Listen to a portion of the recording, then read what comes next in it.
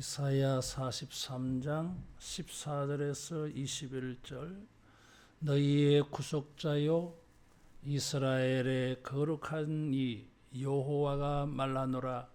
너희를 위하여 내가 바벨론의 사람을 보내어 모든 갈대아 사람에게 자기들이 연락하던 배를 타고 도망하여 내려가게 하리라. 나는 여호와 너희의 거룩한 이요 이스라엘의 창조자요 너희의 왕이니라. 나 여호와가 이같이 말하노라. 바다 가운데의 길을 큰 물 가운데에 지름길을 내고 병거와 말과 군대의 용사를 이끌어내어 그들이 일시에 엎드러져 일어나지 못하고 소멸하기를 꺼져가는 등불 같게 하였느니라. 너희는 이전 일을 기억하지 말며 옛날 일을 생각하지 말라. 보라, 내가 새 일을 행하리니 이제 나타낼 것이라. 너희가 그것을 알지 못하겠느냐? 반드시 내가 광야의 길을 사막의 강을 내리니 장차 들짐승 고 승냥이와 타조도 나를 존경할 것은 내가 광야의 물을 사막의 강들을 내어 내 백성 내가 택한 자에게 마시게 할 것임이라. 이 백성은 내가 나를 위하여 지었나니 나를 찬송하게 하려 함이니라. 아멘.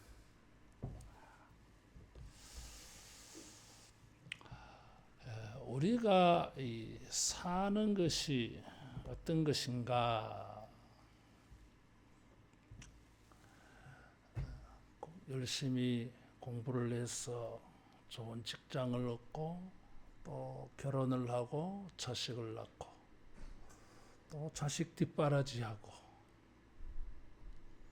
그래 살다가 이제 늙으면 은퇴하고 은퇴 이후에 또 그저 그렇게 살다가 언젠가는 죽겠죠.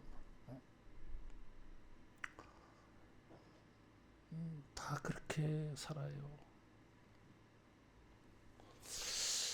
이런 우리 인생을 가만히 들여다보면 뭔가 잊어버리고 사는 것이 아닌가 하는 것입니다. 에덴에서 살던 것을 잊어버리고 에덴 밖에 쫓겨나서 근본된 토지, 땅을 경작하며 살다가 땅의 소산으로 웃고 울고 땅의 소산으로 이래저래 살다가 에덴으로 돌아가지 못하고 흙으로 돌아가더라 이거지. 에덴에서 쫓겨난 것을 생각하면 에덴 밖에서 에덴의 동쪽에서 에덴에 들어가려고 에덴에서 살려고 이렇게 몸부림쳐야 되는데 그냥 에덴은 잊어버리고 그저 에덴 밖에서나 잘 살면 되지 뭐. 그래 살다가 죽는다 하는 것입니다. 그게 잘 사는 것인가? 이스라엘 사람들은 바벨론의 포로로 끌려갔어요. 70년 동안 바벨론의 포로 생활을 하면서 예레미야 선지자는 돌아올 생각하지 마라. 금방 돌아오지 못한다. 그곳에서 그 땅이 평안하도록 기도하고 그 땅에서 집을 짓고 그 땅에서 결혼하고 그 땅에서 그 토지를 경작해서 먹고 살아라. 그랬어요. 예레미야의 말의 뜻은 금방 돌아올 게 아니라 조금 시간이 걸린다. 70년이라고 하는 시간이 걸리니까 그때까지 거기에 정착해서 살고 그 다음에는 돌아와야 돼. 돌아와야 돼. 근데 사람들이 이 바벨론에 정착하며 살다가 보니까 바벨론에 익숙해지면서 점점 뭐요? 굳이 가나안에 돌아가야 되느냐? 이런 생각이 드는 거예요, 이게. 그래서 고레스가 가나안으로 돌아가라 할 때에 다 안 돌아왔어요. 다 안 돌아왔어요, 이게. 돌아올 수가 없었어요, 이게.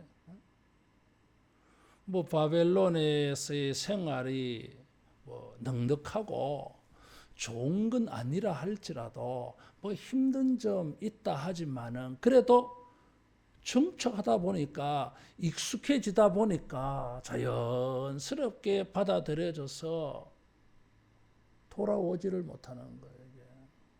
또 어떤 사람들은 과연 우리가 바벨론을 벗어날 수 있겠느냐, 해방될 수 있겠느냐? 에이, 그건 불가능하지. 무슨 수로 이 대제국 바벨론의 손길에서 우리가 벗어날 수 있다는 거냐? 우리가 바벨론을 떠나서 살 수 있다고 하는 게 그게 가능한 것이냐? 가나안 좋지. 가나안에 가고 싶어. 근데 가나안에 갈 수 있도록 세상이 우리를 놓아주겠느냐 하는 것입니다. 그래서 포기하고 사는 거지. 또 어떤 사람들은 아니야. 그래도 가나안에 가야지. 우리 고국에 돌아가야지. 하나님이 우리들에게 약속하여 주신 땅이 아니냐. 조상 때부터 우리들에게 지명 선택해 준 곳 아니냐. 우리의 삶의 자리가 아니냐. 가나안에 가야지. 근데 말입니다. 가는 길이 쉽지 않아. 가는 길이 쉽지 않아요, 이게. 강도들이 있잖아, 이게. 그래서 느헤미야가 돌아올 때 하나님이여 우리 가는 길에 형통하게 해 주십시오. 에스라의 일행들은 2차 귀환들은 금식해 가면서 기도하고 하나님의 도움을 받아와서요. 느헤미야는 군대, 자기들을 보호해 줄 군인들을 동행해서 왔어요. 쉽지 않아. 그리고 이 길이 무슨 옆 동네 가는 것도 아니고 큰 길이에요, 이게. 저 이란, 이라크 끄트머리에서 와야 돼. 그것도 도보로. 그게 뭐 쉽습니까? 어렵지. 그래서 모든 조건을 따져보았을 때에 가나안에 돌아가서 산다고 하는 것은 이게 환영되어질 일이 아니야. 불가능하게 여겨져요, 이게. 여러분 같으면 어떻게 선택하겠어요? 나 같으면 어떤 선택을 하게 될까? 내 선택한 걸 여러분에게 말할 수가 없습니다. 나도 최소한의 명예를 지켜야지. 이게 어려워, 이게. 하나님께서 이사야 선지자를 통해서 이것이 가능하고 어려움이 없다 그랬어요. 하나님께서 바벨론 세상에 안주 정착한 익숙해진 그들의 인생에게 잃어버린 가나안의 삶으로 말씀해 주셨어요. 바벨론에 살고 있는 사람들에게 새로운 삶이라고 하는 것은 무엇입니까? 그 땅에서 새로운 기회를 얻는 것이 아니라 에덴으로 돌아가는 것이고 가나안으로 돌아가는 것이고 약속의 땅으로 돌아가는 것이고 젖과 꿀이 흐르는 하나님의 은혜가 하나님이 복을 주시는 땅으로 돌아가야 되는 일인 줄로 믿습니다. 변화되어진 우리가 변화를 소원하고 우리가 새로운 삶을 꿈꾸고 소원한다면 그것이 무엇입니까? 애굽에서 좀 더 나아지는 삶입니까? 바벨론에서 좀 더 나아지는 삶입니까? 에덴이 옆에 있는데 에덴 밖에서 그저 농사나 잘 되면 좋겠다 하는 것이 이게 새로운 삶이냐 하는 것입니다. 하나님께서 성경에 우리에게 새로운 인생을 말씀하여 주실 때에 그 새로운 인생, 새로운 사람, 이게 무엇인가 하는 것입니다. 하나님이 원래부터 축복하신 땅으로 회복하는 것이고, 하나님이 축복하신 그 은혜를 회복하는 삶이 되어야 이 사람은 진짜 새로운 인생을 사는 것입니다. 그렇지 아니하면은 우리는 언제나 옛 쳇바퀴를 돌리며 살고 있어요. 따라하겠습니다. 새로운 삶은 은혜를 회복하는 것이다. 새로운 삶은 은혜를 회복하는 것입니다. 잃어버린 기업을 되찾는 것입니다. 여러분, 우리가 주님이 우리에게 축복하여 주시고 예언하여 주신, 지정해 주신, 우리가 선택받은 그 하나님의 축복을 회복하는 이런 새로운 삶이 되기를 축원합니다. 이게 아니면 이게 새로운 인생이 아니에요. 변화된 삶을 사는 게 아닙니다.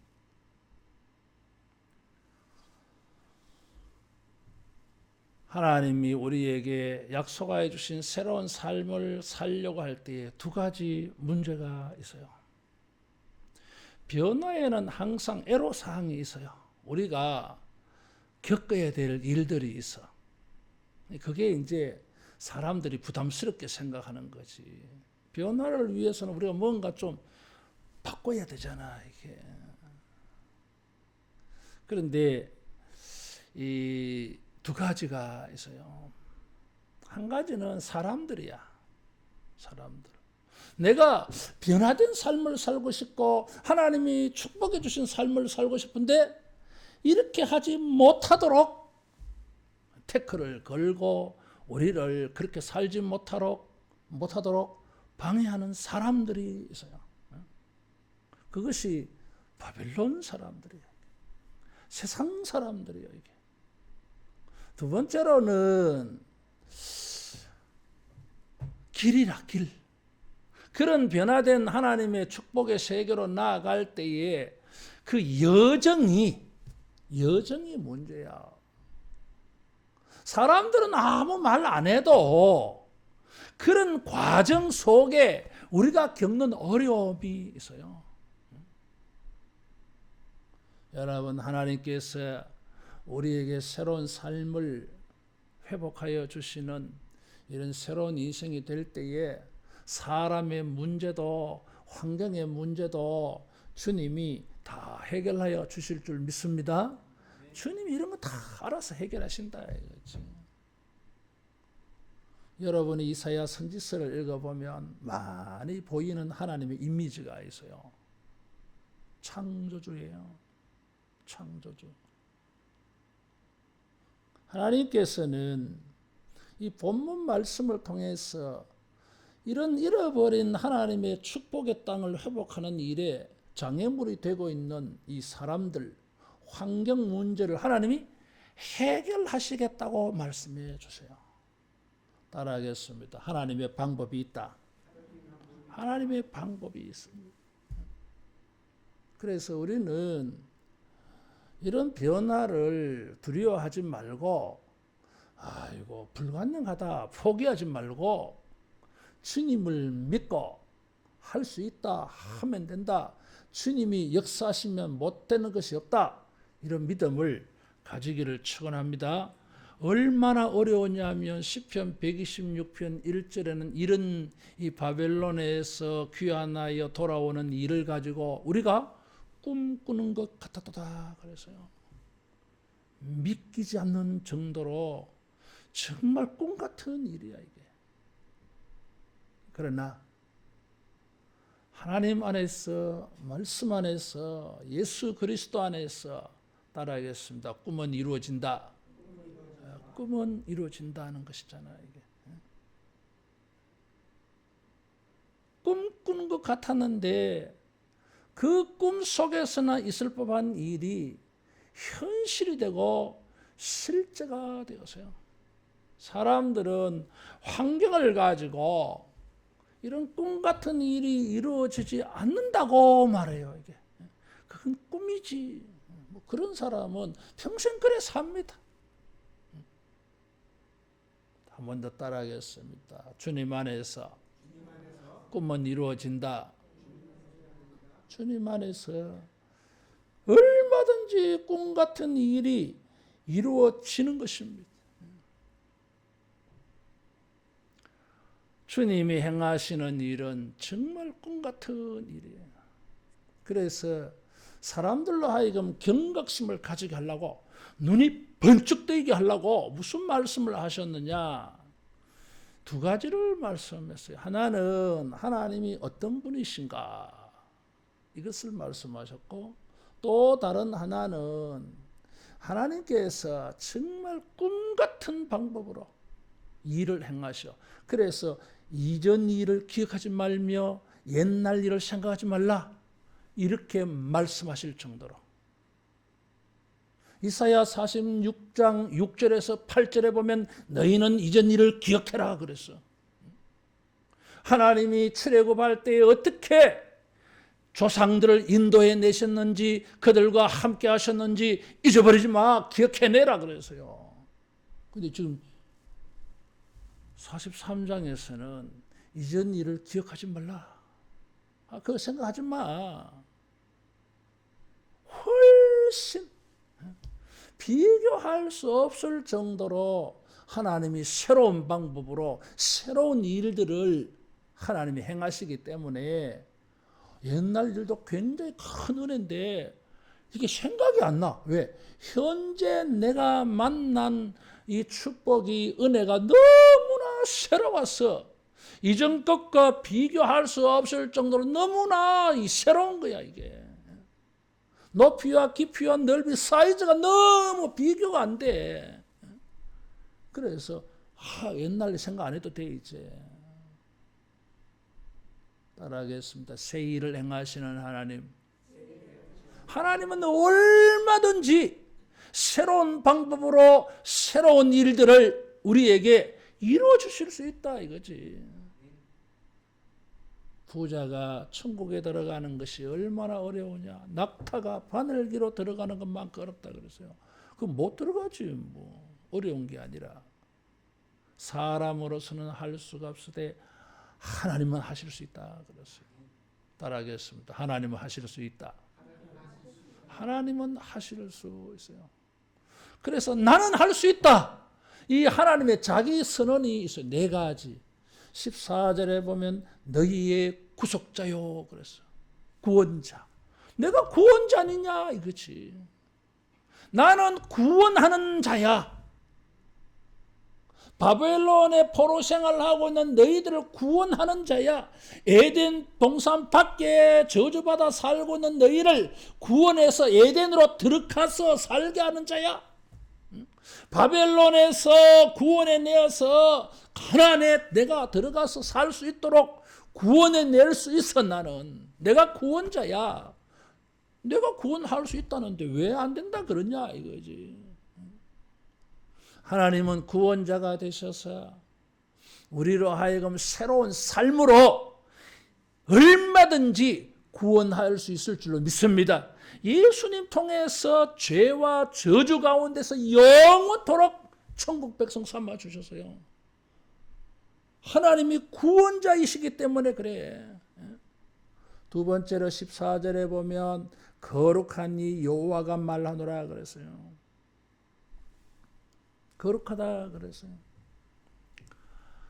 15절에도 나는 여호와 너희의 거룩한 이요 그랬어요. 따라하겠습니다. 하나님은 거룩하시다. 거룩이라고 하는 것은 뭐라 그랬죠? 구별이요. 구별. 차이 난다 이거예요. 세상의 다른 수호신들과 우상들과 나는 좀 달라. 달라. 그것들하고 나를 비교하지 마. 이런 거거든.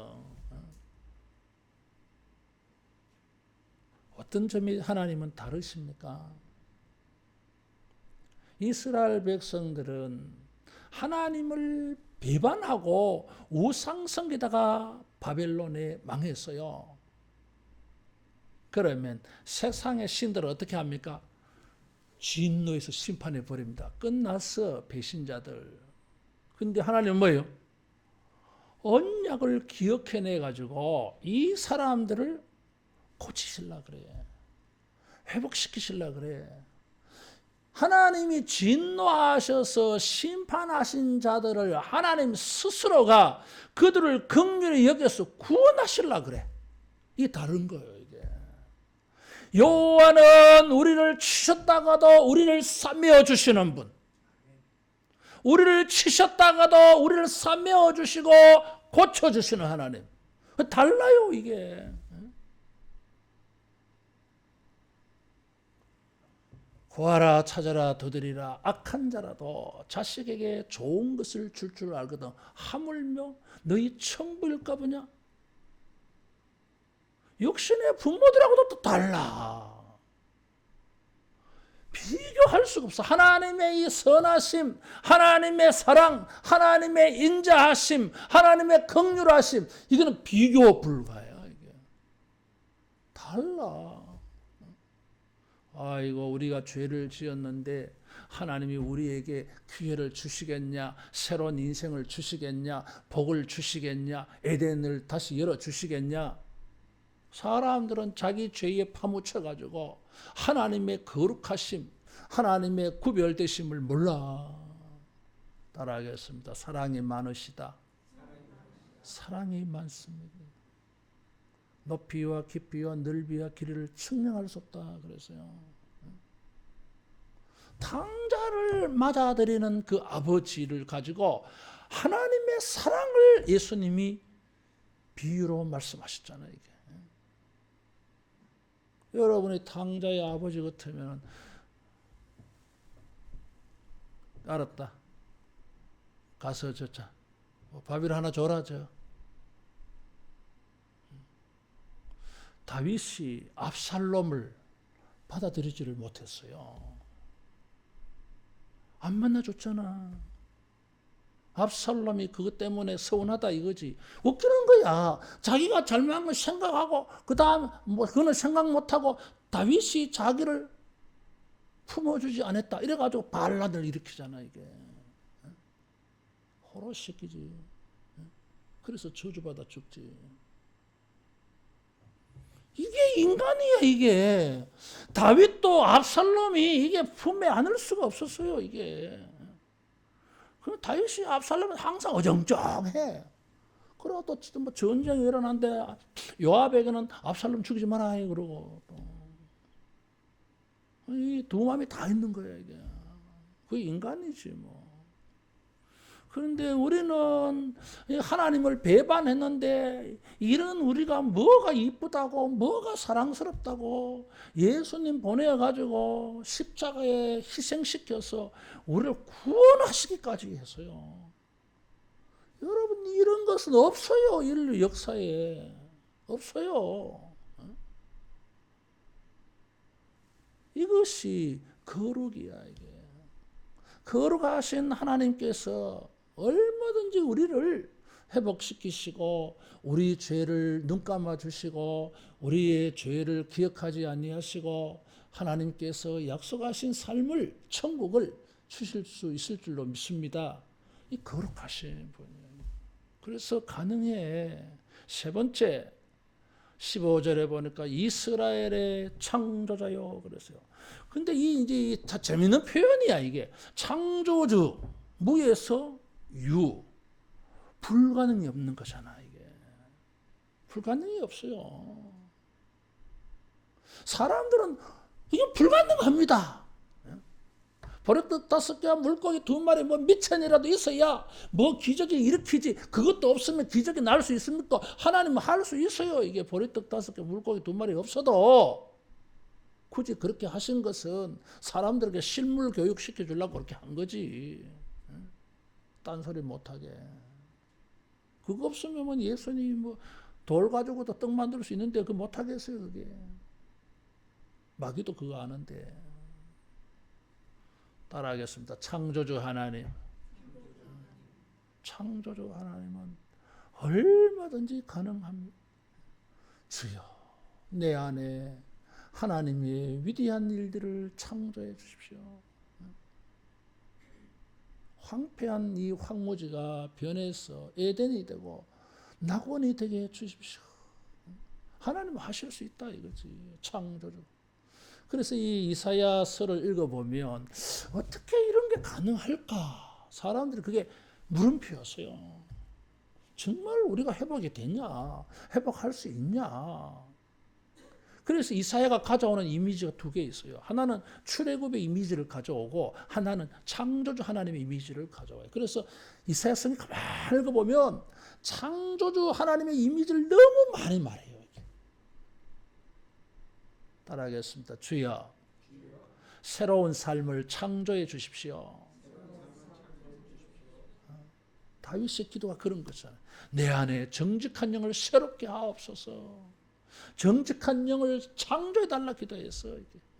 왜? 자기 안에는 뭐 정직한 게 없으니까 밖에서 들어와야 돼.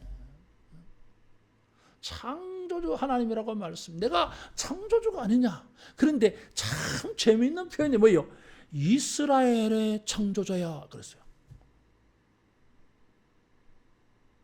왜 이런 표현을 쓰시죠? 하나님은 창조주라 하면 온 피조물의 창조자이잖아요. 그런데 범위를 확 좁혀가지고 이스라엘의 창조자. 이 의라고 하는 말이 묘한 말이야 이게. 무슨 말이겠어요? 이스라엘의 창조자. 제일 먼저 드는 생각은 뭡니까? 이스라엘을 위한 창조자 이런 거죠. 또 창조자는 창조자인데 이 창조는 누구 편이라는 겁니까? 이스라엘의 편이야. 또 이스라엘의 창조자는 마치 하나님이 누구의 소유 같아 보여요? 이스라엘의 소유가 된 것처럼 표현하고 있어요.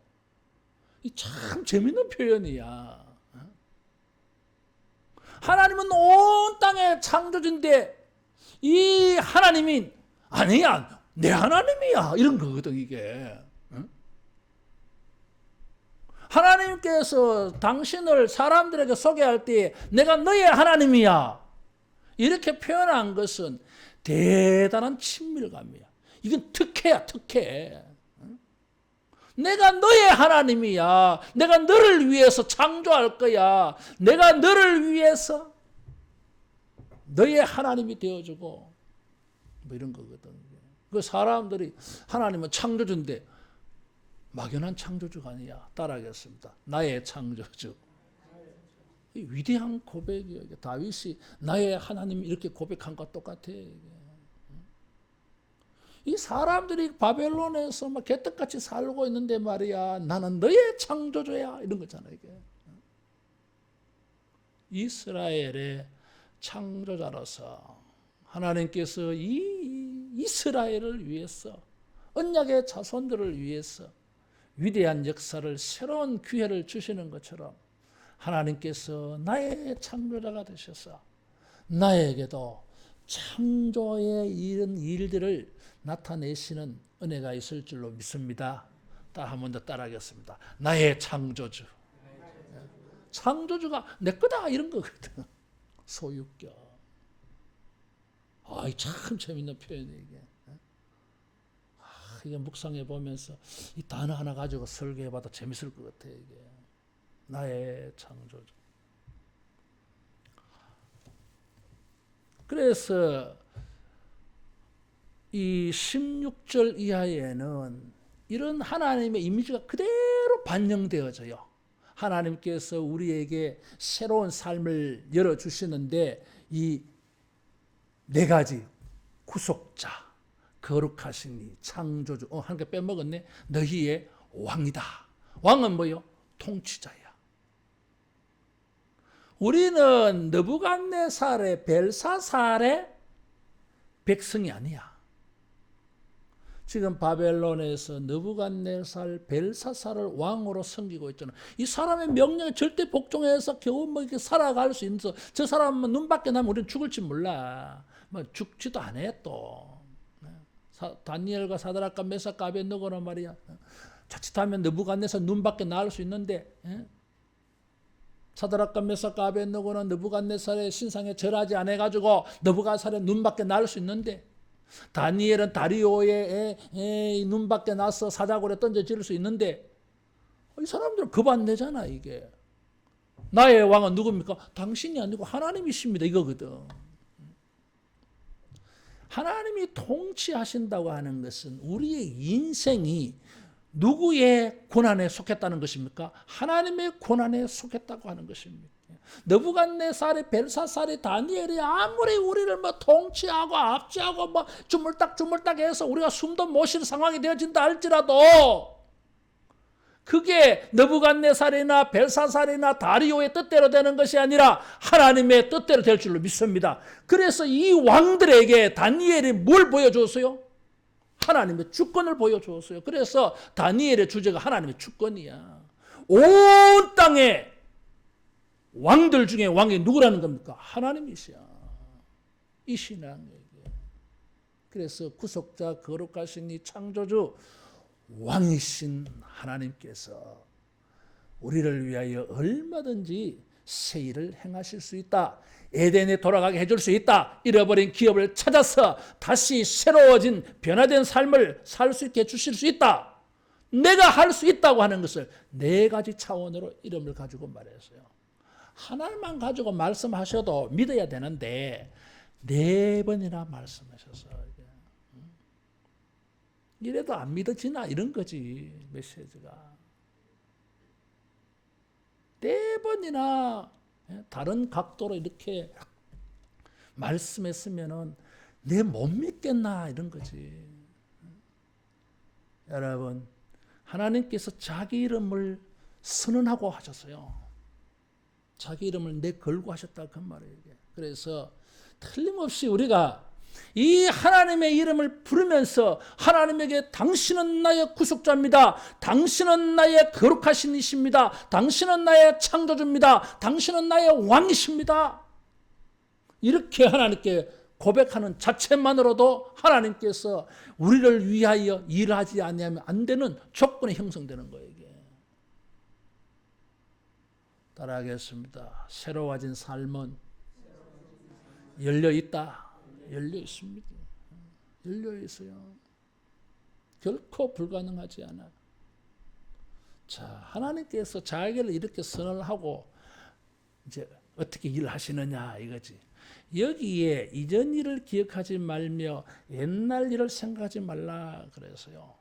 하나님께서 이 바벨론 포로된 사람들에게 새로운 삶의 기회를 열어주시는데 그 방법들을 지금 16절에서 말하고 있어요. 16절 이하에서. 근데 가만히 보면 출애굽의 이미지가 들어가 있어. 그런데 다른 점도 있어요. 그래서 이게 새로운 방법이야. 그래서 우리가 그걸 잘 살펴봐야 돼요. 그러면 답이 보여. 답이 보여. 자, 결론적으로 이야기를 해보면 여기 출애굽의 이미지를 가지고 16절, 17절 보면 이건 뭐 홍해를 건너는 게 이쪽에 들어가 보이잖아. 이게 출애굽의 이미지를 가지고 이렇게 하셨어요.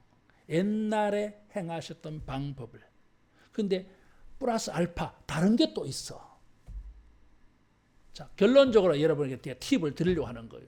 하나님께서 우리에게 새로운 일을 하십니다. 새로운 일을 방법을 하세요. 근데 너무 완전히 이게 모양으로 형식적으로 너무 다르면 우리가 잘 몰라. 하나님이 하신 일인 줄을 몰라. 그래서 하나님께서 혹시라도 우리가 깨닫지 못했어. 이건 저절로 된 거 아니가? 우연히 된 거 아니가? 이렇게 생각 못하도록 아니야. 이거 하나님이 하신 거예요. 어떻게 아는데? 옛날에 하나님이 성경에 이렇게 하셨잖아. 그거 비교해봐라. 비슷하지 않나? 같지 않나? 이건 우연이 아니야. 믿게 만들어요. 그래서 이 출애굽의 홍해를 걷는 이 이미지를 사용해서 출바벨론 시키는데 하나님이 방법을 썼어요. 그러면은 하나님께서 우리를 위하여서 이 네 가지 인격을 가지고 계신 하나님께서 우리의 새로운 삶을 위하여 일하실 때에 따라하겠습니다. 우리가 알 수 있다. 알 수 있어요. 성경을 알면, 성경의 역사들에 대한 지식을 우리가 가지고 있으면 그게 힌트가 되어서 이렇게 보여질 수 있어요. 그 지식이 없으면 뭐예요? 몰라요. 그래서 우리가 성경을 열심히 읽고 배워야 돼. 들어야 돼, 이게. 자, 어떻게 하시는가 보겠습니다. 이제 두 가지를 생각하셔야 돼. 하나는 공통점, 또 다른 것은 차이점이 뭔가 이거지. 재미있어. 자, 출애굽할 때에는 하나님께서 14절에 보면 너희를 위하여 내가 바벨론에 사람을 보내요. 그래서 사람을 보내요. 이 사람이 누구냐면 고레스야. 페르시아. 바벨론은 페르시아. 성경에는 바사라고 적혀 있어요. 페르시아에 멸망당해요. 페르시아의 고레스. 바사의 고레스에게 망해요. 하나님께서 이 바벨론에서 구원하여 내실 때 사람을 보내어 그랬어. 출애굽할 때에도 하나님이 사람을 보내서 누굴 보냈어요? 모세를 보냈어. 이번에는 모세가 아니야. 모세가 아니야. 이번에는 페르시아의 고레스를 보내요. 고레스 혼자가 아니고 이번에는 페르시아의 군대를 보내요. 여기. 그래서 어떻게 이제 사람들은 바벨론이 대제국이기 때문에 바벨론이 어떻게 망하겠느냐. 바벨론이 망하지 않는 이상 우리는 해방될 수 없다. 이 생각에 막 쩌들어 들어간 거야, 이게. 그래? 너 생각이 그렇나? 그럼 내가 바벨론, 너 생각대로 내가 바벨론 멸망시키면 될 거 아니냐? 바벨론 어떻게 망합니까? 두고 봐라. 그래서 벨사살 때에 고레스가 쳐들어온 거예요. 이게. 그래서 바벨론이 망한 거예요. 이게. 근데 애굽에서 탈출할 때는 어떻게 했어요? 모세를 보내어서 뭐 여러 가지 기적을 일으켜 가지고 저 사람들 항복해서 이렇게 나온 거잖아, 이게. 근데 이번에는 바벨론 어떻게 합니까? 그냥 뭐 항복해서 보낸 정도가 아니에요. 아예 이 나라를 그냥 망하게 만들어버려. 옛날보다 강도가 훨씬 강해. 왜? 그래야 사람들이 야, 이건 기적이다. 기적이다고 느껴진 거예요. 이게. 두 번째, 갈대아 사람들에게 자기들이 연락하던 배를 타고 도망하여 내려가게 하리라. 자, 이게 무슨 이야기냐면 이제 이 사람들이 벨사살 잔치하잖아, 그죠? 성전에서 빼앗은 기명들을 가지고 하나님께 예물을 드리고 제사 드리는 도구들을 약탈해 와가지고 그걸 가지고 술 마시며 페스티벌 열었거든. 잔치했거든. 그때의 벽에 손이 나타나서 메네메네 데겔 우바르시. 너 죽었어 이제. 메네메네 데겔 우바르시. 하나님의 저울에 당신이 부족하다 이거지. 왕의 나라가 나뉘어지리라 이런 거거든 이게. 그래서 망했어요 이 사람이. 그래서 특징이 뭡니까? 연락이라고 하는 것입니다. 이게. 하나님의 백성들은 바벨론에 붙잡혀 와서 온갖 실험하고 고난과 환란 속에서 허걱거리고 막 이래서 하는데 저것들은 맨날 잔치야. 먹고 마시고 즐기면서. 그러니까 이미지예요, 이미지. 우리는 환란과 공고와 궁핍과 멸세와 천대와 막 이런 거 짓밟힘이고 저것들은 막 노세노세이야. 대조적이야 이게. 그래서 하나님께서 바벨론을 심판하십니다. 그래서 이 사람들이 잔치하다가 그 배에 그 강에 배 띄워놓고 뭐 노세노세하다가 그 배 타고 도망가는 거야. 배 타고 잔치가 변해서 저들에게는 슬픔이 돼요. 이게 재밌는 거예요. 이게. 모든 세상의 슬픔은, 기쁨과 즐거움은 슬픔이 되게 하실 겁니다. 하나님의 백성들은 찬송 부르는 거지. 그래서 21절에 찬송 부르는 게 나오는 거예요. 저 사람들이 연락하며 노래를 부르는 것은 슬픔이 될 것이고, 슬픔 속에서 신음하던 사람들은 하나님을 찬송할 날이 올 줄로 믿습니다. 이게 변화지. 이게 변화요. 이게.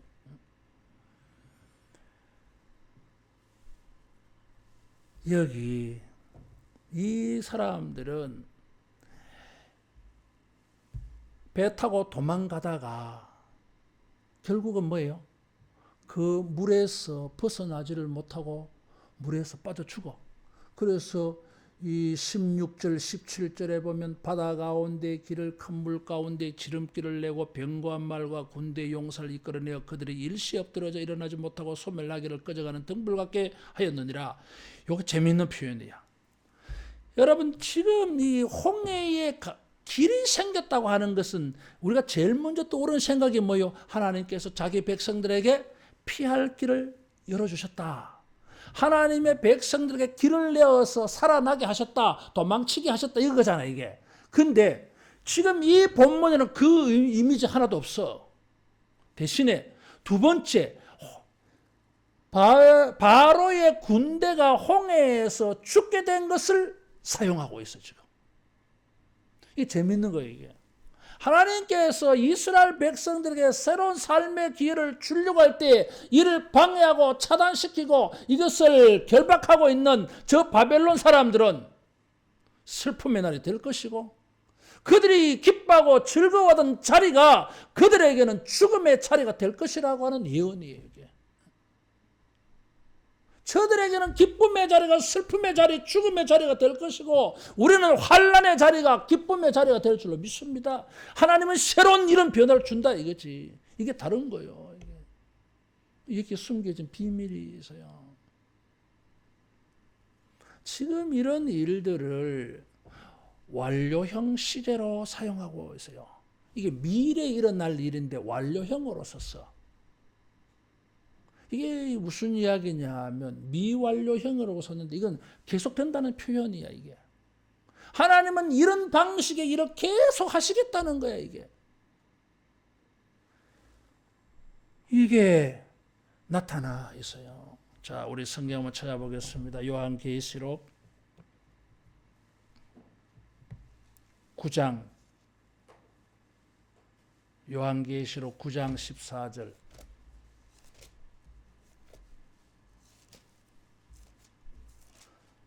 어떤 친구 목사님이 유튜브인데 설교를 들었나 봐.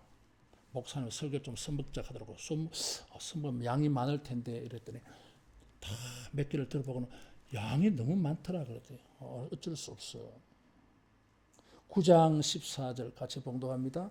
나팔 가진 6째 천사에게 말하기를 큰 강 유브라데에 결박한 네 천사를 놓아주라 하며 네 천사가 놓였으니 그들은 근년 월 일시에 이르러 사람 3분의 1을 죽이기로 준비된 자들이더라.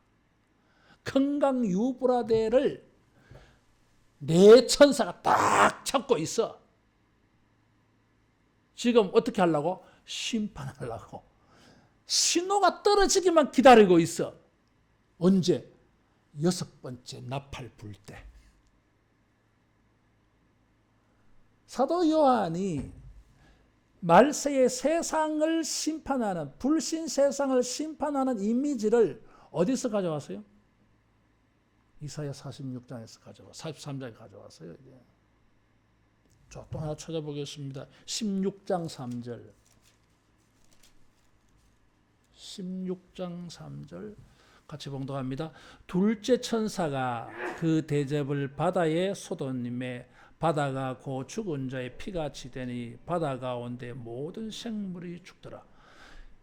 지금 둘째 대접 재앙 때에 바다가 심판받아서 바다의 모든 것들이 죽음이야. 바다의 죽음. 자, 그 다음 17장 15절. 17장 15절 같이 봉독합니다. 또 천사가 백성과 무리와 열국과 방언들이니라. 이게 뭐냐 하면 음녀가 있어. 요한계시록에. 이 음녀는 세상의 모든 통치자야. 무엇으로? 경제, 무역, 돈을 가지고 세상을 통치하고 있어.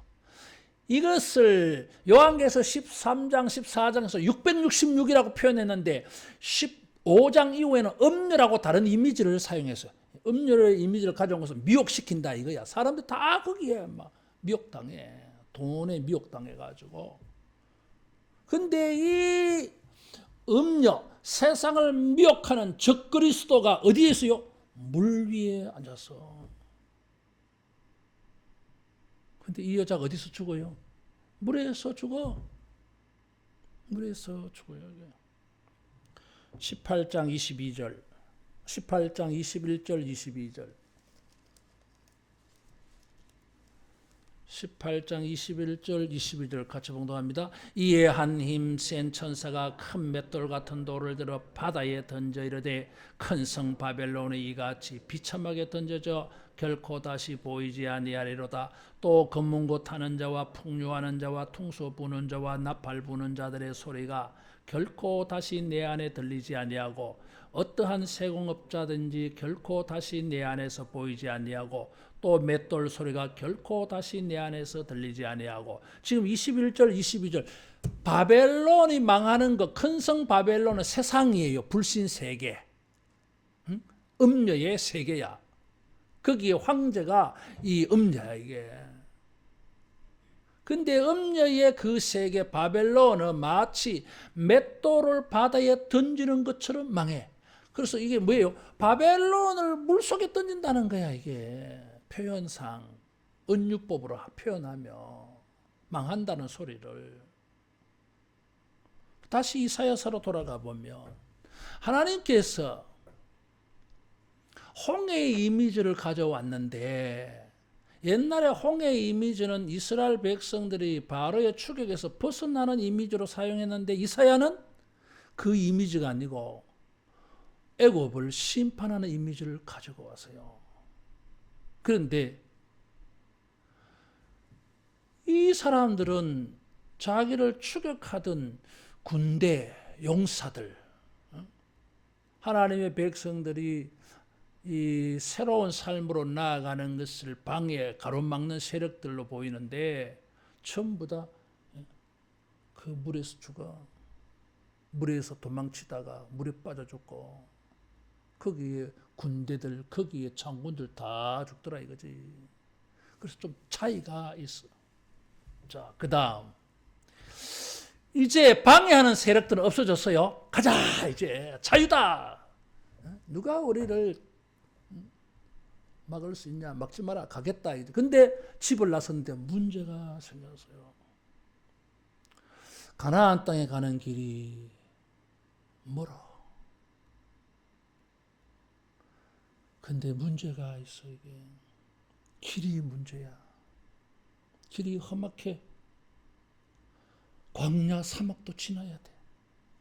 길 잃어버릴지도 몰라. 북극성 보고 뭐 찾아간다 하지만은 광야 사막에서 길 잃어버릴지 몰라. 두 번째 문제, 홍해의 광야의 삶을, 조상들의 광야의 삶을 들여다보면 두 가지 문제가 있어요.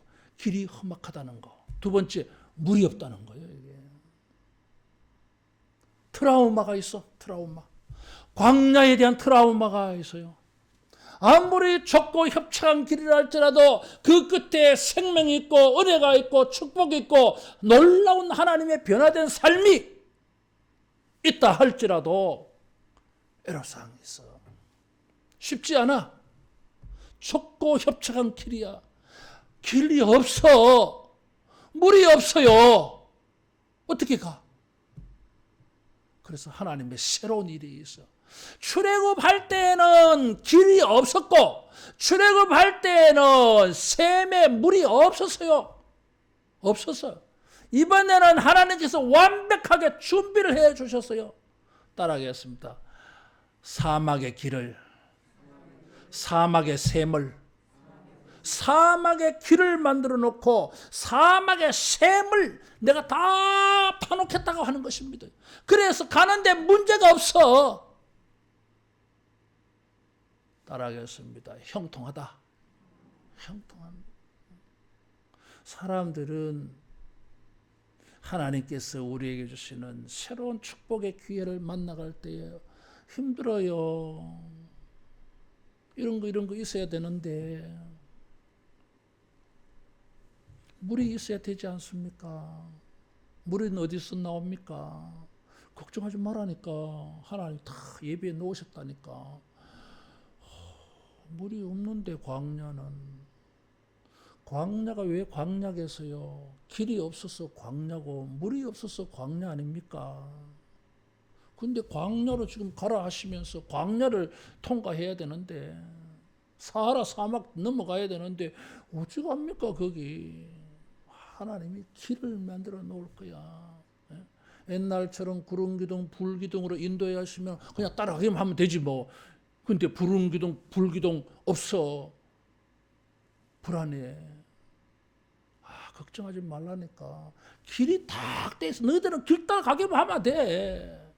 하나님의 길, 예수 그리스도의 길, 말씀의 길로 가면 여러분 새로운 삶이 도착지가 되어질 줄로 믿습니다. 그게 길이야. 길. 광야에 사막에 강을 내겠다 그랬어요. 필요한 거 다 준비해 주시겠다는 거잖아요. 새로운 삶을 만나는데 필요한 모든 것들을 하나님이 다 공급해 주시겠다고 하는 것입니다. 이게. 왜? 창조주시니까. 따라하겠습니다. 문제 없다. No problem. 문제 없어. 아이고, 우리 외손녀가요 영어책을 탁 보면서 문제 없어 이러더라고. 그래서 얘가 진짜 뭐 뜻을 알고 저러나 내가 어제 가서 물어봤어. 아리나 no problem 이렇게 하니까 문제 없어 이러더라고. 내가 군대에 있을 때에 울진에요 눈이 엄청 왔어요. 그래서 위병소의 근무자들이 도로를 차단시켰어. 저 울진에 그 원자력 그 발전소 있잖아요. 그러니까 이 외국 사람들이 거기 많이 거주를 했어요. 근데 한 외국인이 자기는 가야 된다는 거야. 길을 열어놔라. 그러니까 위병소의 군인이 잘 안 되는 영어로 길이 이런 데 가다 죽어 미끄러진다 안 된다. 명령이 내려와가지고 열어줄 수가 없어. 근데 이 사람이 막 가야 된대. 내가 옆에서 막 잘 안 되는 영어로 막 들어보니까 내가 무슨 말인지 알겠다고. 자기 집에 애들이 있는 거야. 자기가 안 가면 애들 큰일 난다는 거야. 그러면서 잊을 수 없는 한마디를 하더라고. No problem. 나 그때 처음 들었어요. 그 말. 그 외국 사람이 no problem 그러더라고. 그러다가 내가 물어봤어요. 어째서 no problem이냐 하니까 자기 타이어는 스노우 타이어래. 그래서 내가 유병서 근무자에게 이 사람 스노우 타이어를 하는데 갈 수 있다는데 괜찮다는데 눈길에 적합한 타이어라고 하는데 그러니까 그 친구가 내가 그때 군종병 짝대기 2개 박일병님 책임질랍니까? 아니 책임 내가 왜 줘? 그렇다는 거지 뭐 내가. 그러면은 우리는 못 본 척 하는 겁니다. 그래 너 몰라. 대답도 안 할 거고 사람들 물으면 도망갈 거야 내가. 그랬더니 그 사람이 잘 가더라고. 따라하겠습니다. No problem. 우리 아린이도 알더라니까. 아리나 no problem. 문제 없어. 이렇게. 하나님께서 우리에게 새로운 삶을 주시기 위하여서 그 가는 길에 필요한 것 하나님이 여호와 이레로 준비해 놓아 주실 줄로 믿습니다. 떠나기 전에 길을 준비해 주셨다는 거잖아. 내가 길을 다 닦아놨다는 거잖아. 그것이 이사야 40장이잖아. 이게 골짜기마다 토두어지며 높아진 것은 낮아지며 여호와의 대로를 준비하라 그러죠. 가나안의 대로. 우리가 여기에 눈이 떠져야 돼요. 여기에 우리의 믿음이 열려져야 돼. 그래야 여러분 삶이 삶 같지 않는, 정말 우리가 원하는 내 인생은 이게 아니야. 에덴 동쪽에서 농사 짓고 잘 먹고 잘 사는 게 아니야. 이게 에덴에 가야 돼. 가나안에 가야 돼. 하나님이 우리를 위하여 선택해 놓으신 세계의 삶을 살아야 돼. 여러분 그 길에 우리가 보기에는 이런저런 어려운 점이 있다 할지라도 주님이 여호와 이레로 다 예배해 놓은 줄로 믿습니다. 다 옛날에는 이게 안 됐잖아. 옛날에 안 하고요. 그냥 끌고 갔어. 그냥 끌고 갔어. 왜 그런 줄 아세요? 이건 훈련이 필요하거든. 훈련이. 워낙 이런 믿음의 훈련이 안 돼가지고 순종하는 훈련이 안 됐기 때문에 이 사람은 이게 필요해. 지금은 옛날에 역사를 알고 있어. 하나님은 그런 일을 하시는 분인데 거기에다가 하나님께서 플러스 알파 창조주야. 새롭게 하시는 분이야. 내가 플러스 알파. 이왕이면 내가 너희들을 위해서 이스라엘의 창조주가 아니냐. 이스라엘을 위해서 창조하는 자가 아니냐. 내 이 창조자가 바로 너의 하나님이야. 내가 그 표시 보여줄게. 주님께서 우리의 가는 길에 모두 필요한 거 다 해결하여 주실 줄로 믿습니다. 사도 요한은 이 사막에 강을 내는 것을 성령의 비유 적용해서 해석했어요.